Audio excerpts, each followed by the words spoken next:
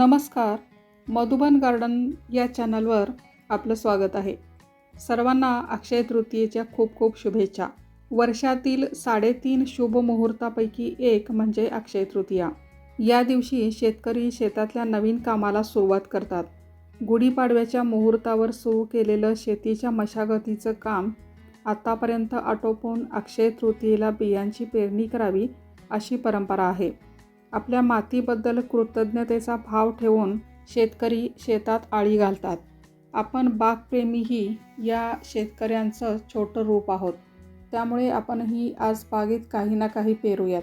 या दिवशी पेरणी केली तर त्यापासून मुबलक भाज्या धान्य मिळते. बियाणांना कधी तुटवडा पडत नाही अशी एक भावना आहे.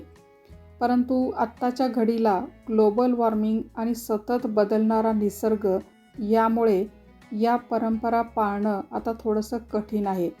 आज बाहेर 40 ते 45 डिग्री तापमान आहे. जमिनीच्या आतील तापमान असेच वर गेले की बिया रोपे टिकणे कठीण होते. कदाचित बिया उगवून येतीलही, पण उन्हाचा तडाखा त्या कोवळ्या पानांना कितपत सहन होईल काय माहीत.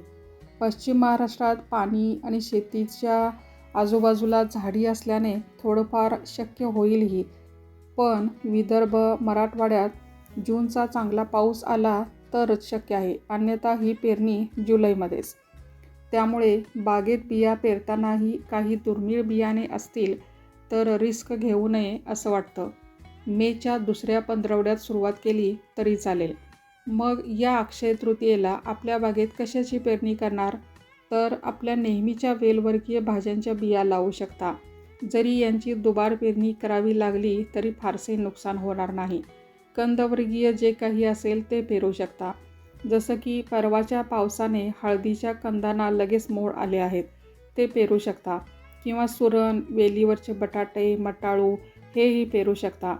तुम्ही या अक्षय तृतीयेला काय काय पेरलं ते जरूर कमेंट करून सांगा. चला तर प्रत्यक्ष कामाला सुरुवात करण्यापूर्वी एक छोटीशी विनंती.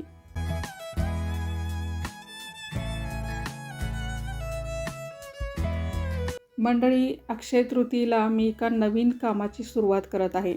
यापूर्वीच्या व्हिडिओतून आपल्याला माहीतच आहे की माझ्याकडे जिवतीचा वेल आहे. तशी ही जरा दुर्मिळच आहे म्हटलं तरी चालेल. जिवती ही एक रानभाजी आहे. याच्या फुलांची भाजी करतात जी अतिशय स्वादिष्ट लागते. मध्यंतरी मी या वेलीला फळे म्हणजेच दोडी लागल्याचा शॉर्ट व्हिडिओ केला होता. वेलीचे जेमतेम हे 2-3 वर्ष आहे. पहिल्यापासूनच याच्या फळाबद्दल खूप उत्सुकता होती. एकतरी दोडीची जोडी आपल्याकडे लागावी अशी तीव्र इच्छा होती. आणि केवळ 1-2च नव्हे तर तब्बल 7 जोड्या माझ्याकडे लागल्या होत्या. मी पहिल्यांदा मागच्या जुलैमध्ये या दोडी लागल्याचं पाहिलं होतं. त्यांना व्यवस्थित वाढू दिलं. योग्य वेळी त्यावर कॅरीबॅग बांधून ठेवली.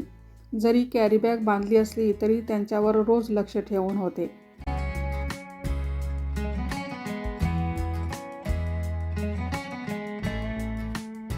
आणि जवळपास 9 महिन्यानंतर त्या दोडी व्यवस्थित वाळल्यावर बीजप्रसारासाठी उडण्याच्या तयारीत असताना गुढीपाडव्याच्या मुहूर्तावर काढल्या होत्या. तुम्ही म्हणाल सगळी कामे मी मुहूर्तावरच करते की काय? नाही, तसं काहीच नाही. मी नेहमीच कशा ना कशाच्या बिया काढत असते, पेरणी करत असते. पण काही वैशिष्ट्यपूर्ण काम असेल तर त्याची सुरुवात आठवणीत राहणाऱ्या दिवसांनी व्हावी असं वाटतं. सहसा जिवतीला इतक्या जास्त प्रमाणात फळे लागत नाहीत आणि लागली तरी त्याच्या बिया सांभाळून ठेवणं मुश्किल असतं. वाऱ्याबरोबर त्या कधी भुर्र होतील सांगता येत नाही. फळे कमी लागणे किंवा योग्य बीजप्रसार न होणे यामुळेही वेलीची दुर्मिळता वाढू शकते. सांगायचं म्हणजे एवढ्या जास्त प्रमाणात एकाच सीझनमध्ये एकाच वेळी फळे लागणे हेही जरा दुर्मिळच आहे. आता निसर्गाने हे दान पदरात टाकलंच आहे तर याचा थोडासा वेगळ्या पद्धतीने अभ्यास करायचं ठरवलं आहे. आणि ते काम पूर्ण व्हायला कमीत कमी 2 वर्षे तरी लागतील किंवा कदाचित त्यापेक्षा जास्तसुद्धा लागू शकतात. पण त्याची सुरुवात आज अक्षय तृतीयेपासून.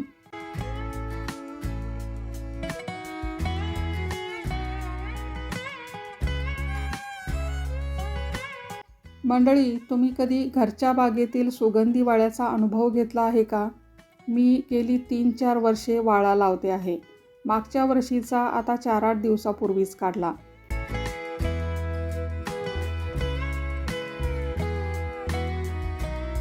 आणि हे रोप जे दुसऱ्या कुंडीत होते, छोट्या कुंडीत होते, ते पुन्हा यात लावले. जर तुम्ही वाळा लावणार असाल तर अशा उभट पाईपमध्ये लावा. ती जितकी उंच घ्याल तितक्या सरळसोट वाढलेल्या मुळ्या तुम्हाला मिळतील. आणि पॉटिंग मिक्सचर मात्र एकदम फुसफुशीत ठेवा.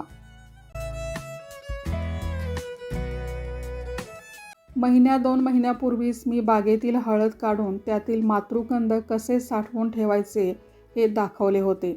आता परवाच्या झालेल्या अवकाळी पावसामुळे यांना लवकरच मोड आले आहेत. शक्यतो मी जूनच्या पहिल्या आठवड्यातच हळद लावत असते. पण ठीक आहे, आता यांना मोड आलेच आहेत तर थोडेफार यावेळीही लावून बघूया. तसंच एका ग्रो बॅगमध्ये आलंही लावून पाहते.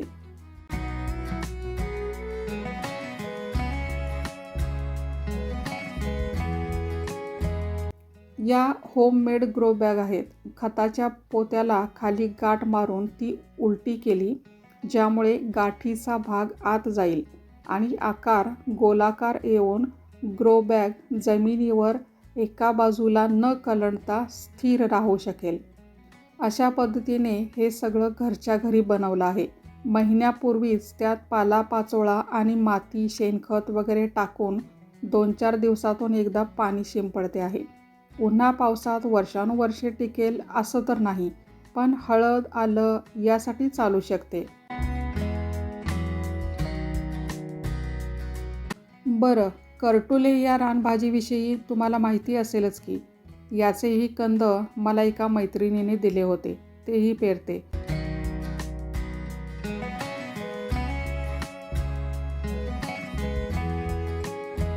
तसंच मागच्या वर्षी काही पिकलेली करटुली एका क्रेटमध्ये टाकून दिली होती. आता पाहिलं तर अवकाळी पावसामुळे तेही उगवून आलेत. म्हणजे यावर्षी घरची करटुली मिळणार तर. तशा बऱ्याच वेगवेगळ्या बिया साठवून ठेवल्या आहेत, पण त्यांची पेरणी पावसाळ्यातच करेन. बरोबरीने पुनर्नवा, चंदनबटवा यांचेही बीज तयार होत आहेत. आज नाही तर उद्या, अर्थात पावसाळ्याच्या सुरुवातीला बियांची पेरणी करा. आळं करा. परसबागेत, गॅलरीत, गच्चीवर, वाफे करून किंवा कुंड्यांमध्ये जिथे शक्य होईल तिथे पेरणी करा. घरातील सांडपाणी, भाजीपाला, डाळ तांदूळ, धुतलेले पाणी यांचा वापर करा. घरच्या विषमुक्त भाज्या खा आणि तंदुरुस्त राहा. धन्यवाद.